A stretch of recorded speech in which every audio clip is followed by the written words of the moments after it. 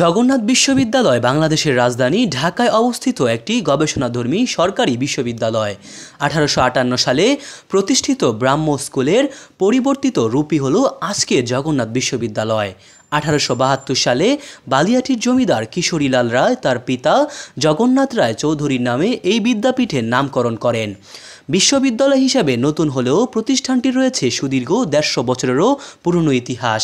বাংলাদেশের ভাষা আন্দোলন, শিক্ষা আন্দোলন ও মুক্তিযুদ্ধ সহ প্রতিটি আন্দোলনের ইতিহাসে জগন্নাথের অবদান কখনো অস্বীকার করার মতো নয়। শুধু বিশ্ববিদ্যালয় হিসাবে জবির পরিমাপ করা যাবে না।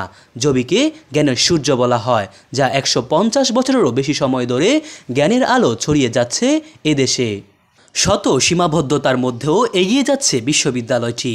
একটি আন্তর্জাতিক মানের বিশ্ববিদ্যালয় হিসেবে নিজেদের জানান দিতে নিরলস কাজ করে যাচ্ছেন জবির শিক্ষক ও শিক্ষার্থীরা। শুরু থেকেই বিশ্ববিদ্যালয়টির সব বিভাগে সেমিস্টার পদ্ধতি চালু রয়েছে। অনেক আগেই ইউজিসির প্রতিবেদনে এগ্রিডভুক্ত পাবলিক বিশ্ববিদ্যালয়ের মর্যাদা লাভ করেছে প্রতিষ্ঠানটি। বিসিএস সহ সব প্রতিযোগিতামূলক পরীক্ষায় নিজেদের শক্ত অবস্থান তৈরি করছে প্রতিষ্ঠানের শিক্ষার্থীরা। নানা প্রতিবন্ধকতার পরও বিশ্ববিদ্যালয়টির শিক্ষার্থীদের বিভিন্ন ক্ষেত্রে সাফল্য ও একাডেমিক শৃঙ্খলা এখন নতুন সৃষ্টি হওয়া যে কোনো বিশ্ববিদ্যালয়ের জন্য রোল মডেল।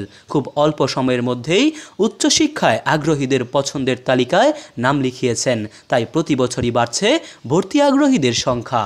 প্রতিযোগিতায় শতকরা হারে গত কয়েক বছর ধরে যা হার মানাচ্ছে দেশের অন্য সব নামকরা পাবলিক বিশ্ববিদ্যালয়কেও। গুচ্ছভর্তি পরীক্ষায় শিক্ষার্থীদের পছন্দের শীর্ষে এখন জগন্নাথ বিশ্ববিদ্যালয়।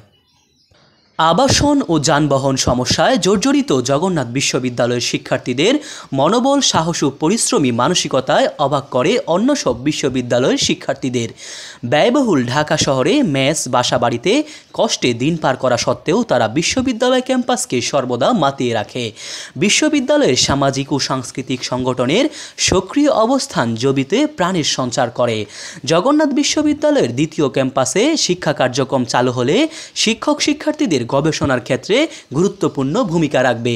এছাড়া শিক্ষার্থীদের চলমান বিভিন্ন সংকট কমে আসবে, প্রাণের নবজাগরণ ঘটবে নবরূপে। সংকট থেকে সম্ভাবনার সৃষ্টি, এভাবে সংকট কেটে আলোর মুখ দেখবে প্রাণের বিশ্ববিদ্যালয়, এমনটিই কাম্য।